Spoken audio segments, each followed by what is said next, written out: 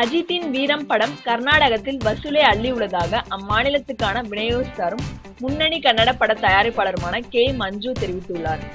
மேலும் கர்நாடகத்தில் ஓப்பனிங்கில் ரஜினிகாந்துக்கு அடுத்தது அஜித் தான் என்று அவர் தெரிவித்துள்ளார். அஜித்தின் வீரம் படத்தை முன்னணி கன்னட பட தயாரிப்பாளரும் விநியோகஸ்தருமான கே. மஞ்சு கர்நாடகத்தில் வெளியிட்டார். இது குறித்து அவர் அளித்த பேட்டியில் கூறியிருப்பதாவது: கர்நாடகாவில் அஜித்தின் வீரம் படம் சூப்பர் ஹிட். படம் ரசிகர்களின் எதிர்பார்ப்பை பூர்த்தி செய்துள்ளது. கர்நாடக ரசிகர்களுக்கு வீரம் படம் மிகவும் பிடித்துள்ளது என்றார் மஞ்சு.